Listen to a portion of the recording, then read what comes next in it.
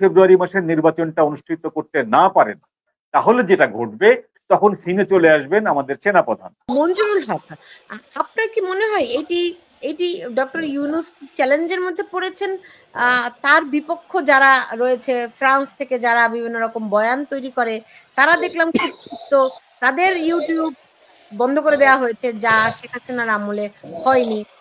সব পক্ষই ডক্টর ইউনূসের উপর মানে তেতে উঠছেন কিনা?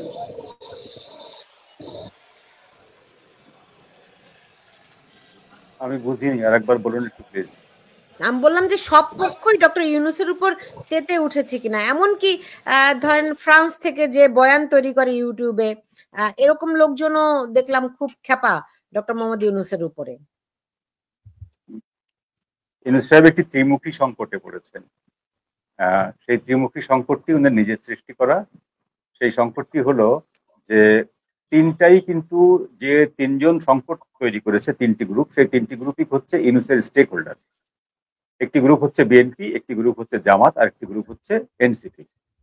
এখন বিএনপি কে উনি কত কোটি ডলার ব্যয় করে উনি তারেকের সাথে কথা বলে এসেছিলেন আমরা তো সংখ্যাটা জানি না, কিন্তু আমরা এইটুকু জানি যে বিশাল একটি অঙ্কের টাকা, জাতীয় রাষ্ট্রীয় টাকা অংশ করে উনি তারেকের সাথে একটি বৈঠক করে সমঝোতা করে এসেছিলেন ফেব্রুয়ারির নির্বাচন উপলক্ষে।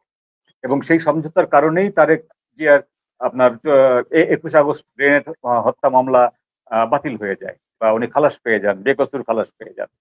তো উনি যখন সেই সময় যখন উনি লন্ডন সফরে ছিলেন, তখন উনি একদিকে হচ্ছে লন্ডনে তারেক জিয়ার সাথে বৈঠক করতে যাচ্ছেন, ঠিক একই সময়ে ওনার দলের আরেকজন ব্যক্তি বা একাধিক ব্যক্তিরা কোর্টে সরকারের পক্ষ থেকে একটি আপিল করছে ওই মামলাটাকে চালু রাখার জন্য। তার মানে ওইটি একটি বার্গেনিং পয়েন্ট হিসাবে ইউনূস ব্যবহার করেছিলেন। এখন ধরুন পরবর্তী পরিস্থিতিতে যেভাবে মোড় নিয়েছে, তখন জামাতের এখন হচ্ছে এক কাঠা জামাত। একটি বিষয়, সেটি হলো পিআর পদ্ধতি। পিআর পদ্ধতি না হলে জামাত নির্বাচনে যাবে না, এমন একটি হুমকিও দিয়ে দিয়েছে। তাহলে জামাত যদি ইউনূসের স্টেক হোল্ডারদের ভিতরে 1 বা 2 নম্বরের হয়, এবং সেই দলটি যদি নির্বাচনে যাবে না এরকম একটি অনড় সিদ্ধান্ত নিয়ে ফেলে, তাহলে ফেব্রুয়ারির নির্বাচন অনিশ্চিত হয়ে যাচ্ছে।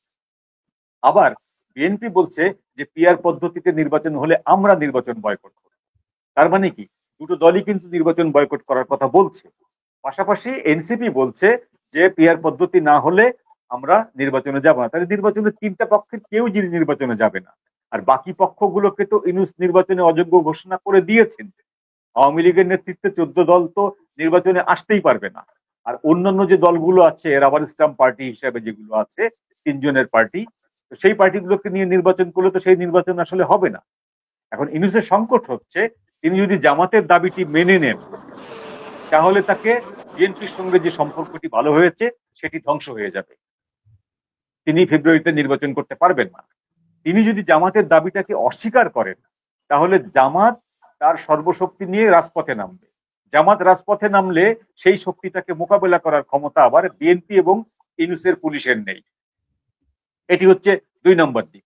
3 নম্বর দিক হচ্ছে যে এনসিপি যদি জামাতের সঙ্গে রাস্তায় নামে, তাহলে বিএনপি ওই ওই জায়গা থেকে সিন আউট হয়ে যাবে। তাহলে ইউনূসের সংকটটা হচ্ছে ত্রিমুখী সংকট।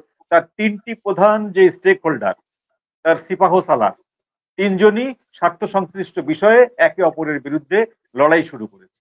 এখন যদি উনি ফেব্রুয়ারি মাসের নির্বাচনটা অনুষ্ঠিত করতে না পারেন, তাহলে যেটা ঘটবে তখন সিনে চলে আসবেন আমাদের সেনাপ্রধান। সেনাপ্রধান এবং অন্যান্য সুশীল সমাজ বা অন্যান্য যারা আইনজীবী যারা আছেন, দেশের যারা প্রধান বিচারপতি থেকে শুরু করে অন্য সবাই সিনে চলে আসবেন যে আপনি ফেল করেছেন, এইবার হয় নতুন একটি তত্ত্বাবধায়ক সরকার গঠিত হোক অথবা জাতীয় সরকার গঠিত হোক। এরকম একটি সিচুয়েশন কিন্তু ফেব্রুয়ারি নির্বাচনে ফেল করলে আসবে। ইন দ্যাট কেস ইউনূসের যে প্রেস সেক্রেটারি বলছেন যে পৃথিবীর কেউ ফেব্রুয়ারির নির্বাচন ঠেকাতে পারবে না, এই কথাটা জোর দিয়ে বলার মানেই হচ্ছে ফেব্রুয়ারিতে নির্বাচন না করতে পারলে মাস্ট বি জাতীয় সরকার অর তত্ত্বাবধায়ক সরকার বাংলাদেশে আসছে, এবং ইউনূসের ওই দিনই কিন্তু চাকরি শেষ। সুতরাং এরকম একটি সংকট মাথায় নিয়ে ওনাকে তিনটি গ্রুপকে এক জায়গায় করে রাখতে হচ্ছে, এবং এই তিনটি গ্রুপকে এক জায়গায় করে রাখার অন্যতম প্রমাণ হচ্ছে যে তিনি আমেরিকা যাওয়ার সময় এই তিন গ্রুপ থেকেই তিনজনকে নিয়ে যাচ্ছেন। কিন্তু বিষয়টা হলো যে রাজনীতি কারো আবেগ বা ভালোবাসা বা ঘৃণার উপরে নির্ভর করে চলে না। জিও পলিটিক্স তো আরো না। দেশীয় পলিটিক্স এই আবেগে চলে না, তেমনি জিও পলিটিক্স বিন্দু পরিমাণে আবেগে চলে না। জিও পলিটিক্সে আপনার পার্মানেন্ট ফ্রেন্ড বলে কিছু নেই, পার্মানেন্ট এনিমি বলেও কিছু নেই। তো ইতিমধ্যে প্রমাণ হয়ে গেছে যে ইন্টারন্যাশনালি ইউরোপ আমেরিকার বিভিন্ন লবি ডক্টর ইউনূসের উপর থেকে তাদের আস্থা তুলে নিয়েছে, কমপ্লিটলি তুলে নিয়েছে। এখন যদি উনি সরাসরি প্রেসিডেন্ট ম্যাক্রোকে চিঠি লেখেন যে আপনি আমাকে সেফ এক্সিট দিন, ম্যাক্রো সরাসরি না করবে, দেবে না। যেমন স্টারমার যেমন তাকে সাক্ষাৎ দেয়নি লন্ডনে বসে থেকে, ইউনুসের প্রেস সেক্রেটারিকে মিথ্যা কথা বলতে হয়েছিল যে স্টারমার লন্ডনে ছিলেন না, তিনি তখন লন্ডনে ছিলেন। তিনি কেন এই লোকটি সাক্ষাৎকার দেবেন, যে লোকটি মিথ্যা বলছে, যে লোকটি অসত্য বলছে, যে লোকটি রাজনীতি নিয়ে মিথ্যাচার করছে, এবং যে লোকটি কারণে তার একজন এমপি বা মন্ত্রীকে পদত্যাগ করতে হয়েছে, তাহলে এই লোকটির সাথে স্টারমার কেন সাক্ষাৎকার করবেন? ঠিক সেই রকম এবারকার এই সাধারণ অধিবেশনের সাইড লাইনে ইউনুসের সঙ্গে কোনো বড় ধরনের কোনো দেশের কোনো নেতার কোনো বৈঠক হওয়ার কোনো সুযোগ নেই। সুতরাং এই যে বৈঠকটি হচ্ছে, এইটি হচ্ছে অনেকটা রুলস অফ রেগুলেশন। উনি যাচ্ছেন, বৈঠক করবেন, ফিরে আসবেন, ওনার বিরুদ্ধে ওখানে প্রসেশন হবে, মিটিং হবে, মিছিল হবে, বিক্ষোভ হবে, এগুলো উনি দেখবেন। উনি উনার সামনে না হলেও উনি এগুলো শুনবেন। কিন্তু আখেরে যে জিনিসটির যে সংকটটি দানা বেঁধেছে, সেই সংকটটির কোনো সমাধান কিন্তু উনি ওখানে বসেও দিতে পারবেন না, দেশে এসেও দিতে পারবেন না। সেই সংকটটি হচ্ছে ফেব্রুয়ারির নির্বাচনে এই তিনটি দল পরস্পরের বিরুদ্ধে কিন্তু নেমে গেছে। এবং এখানে 4 নম্বর যে পয়েন্টটি আছে, সেই পয়েন্টটা অত্যন্ত ভাইটাল পয়েন্ট, যে পয়েন্টটি আমরা আলোচনা করি না।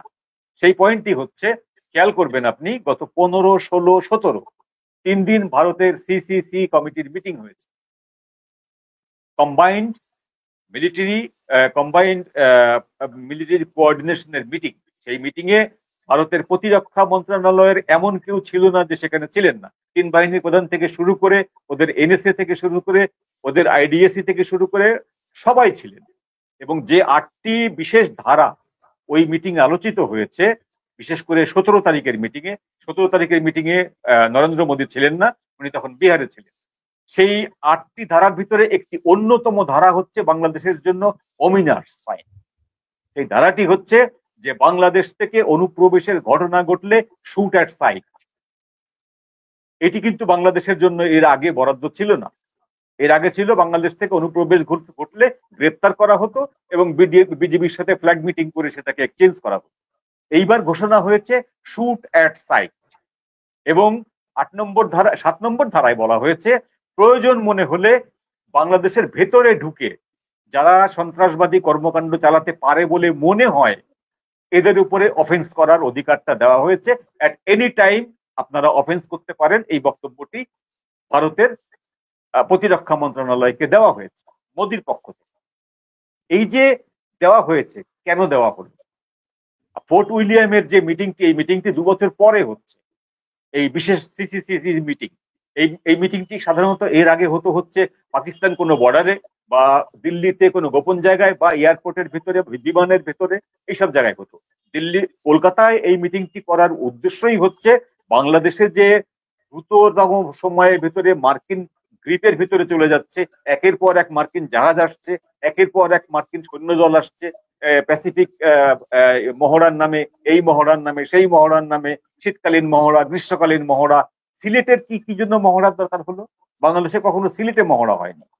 বাংলাদেশে এর আগে মহড়া হচ্ছে সি বেজ এলাকাতে, চট্টগ্রামে, কক্সবাজারে, এইসব জায়গাতে। এবার সিলেটে মহড়া হচ্ছে। তো এই জিনিসগুলো ভারতের কাছে অ্যালার্মিং। সেই জন্য ভারত এইবারকার মিটিং এ যে সিদ্ধান্তগুলো নিয়েছে, সেগুলো বাংলাদেশের জন্য খুব হার্মফুল। তাহলে এই যে হার্মফুল, এটি হলো ইউনুসের জন্য 4 নম্বর হার্মফুল। 3 নম্বর, 3টি ঘটনা তো তার জন্য হার্মফুলি, 3টি দল তার স্টেক হোল্ডার তাকে নির্বাচন করতে দেবে না ফেব্রুয়ারি মাসে।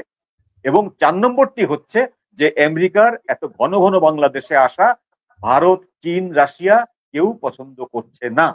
সুতরাং এই জিনিসগুলো নিয়ে আগামী ফেব্রুয়ারির আগেই একটা বড় ধরনের সেটব্যাক ঘটতে যাচ্ছে বাংলাদেশে। আগামী ফেব্রুয়ারির আগেই আপনি বলছেন। অনেকগুলো বিষয় আপনি কিন্তু তুলে ধরেছেন। এর মধ্যে ধরেন প্রাইম মিনিস্টার মোদি যেই অনুমতিটি দিয়েছে যে ভারত সেনারা যেকোনো সময় বাংলাদেশে অফেন্স করতে প্রবেশ করতে পারে, আদৌ কি তারা পারে কিনা সেটি বাংলাদেশের সার্বভৌমত্বের জন্য প্রশ্ন হবে কিনা একটি প্রশ্ন। ২ নম্বর প্রশ্ন, আমেরিকান সেনারা জানেন যে কক্সবাজারে চট্টগ্রামে হোটেল রেডিসনে আসছে, এই নিয়ে তুলকালাম অবস্থা। আমি শুনেছি পুরো বাংলাদেশ এই ঘটনায় থমথমে পরিস্থিতি বিরাজ করছে, মানুষ স্তম্ভিত হয়ে গেছে।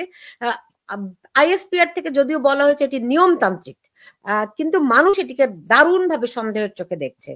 ফলে এটিও সার্বভৌমত্বের জন্য হুমকি কিনা, প্রতিক্রিয়া কি দুটার জন্য দুই রকম কিনা একটি প্রশ্ন। আর মানে আরেকটি বিষয় হচ্ছে গিয়ে যে আপনি বলছেন যে অনেকদিন ধরে আমরা শুনতে পাচ্ছি যে ভারত বাংলাদেশের ভিতরে একটা সার্জিক্যাল স্ট্রাইক করতে পারে, সেরকম কোন পরিস্থিতি সৃষ্টি হয়েছে কিনা?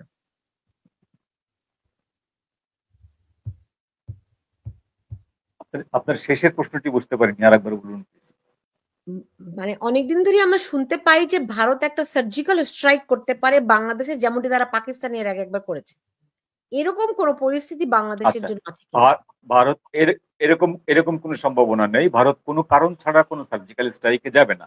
যেমন ধরুন যে আমেরিকান সৈন্য যেদিন এসছে 10 তারিখে, আমেরিকান সৈন্য আসার পরের দিনই ভারতের একটি ট্রুপ কিন্তু মিয়ানমারে চলে গেছে। ভারতের এই ট্রুপটি কিন্তু মিয়ানমারে যাওয়ার কোনো কারণ নেই। ভারতের এই ট্রুপটি মিয়ানমারে চলে যাওয়ার পর সেখানে অবস্থান করছে। এখন আমেরিকান সোলজাররা যদি ধরেন আপনার 165 জন এসছে, এই সংখ্যাটি যদি হুট করে বেড়ে যায়, বেড়ে যাওয়ার কিন্তু সুযোগ আছে। আমেরিকান সোলজাররা যে এসে হোটেলে চেক ইন করেনি বা রেজিস্ট্রেশন করেনি, কোনো রেজিস্ট্রি করেনি, এটারও কিন্তু ওদের অধিকার আছে। সোফা এবং হানা চুক্তি বলে।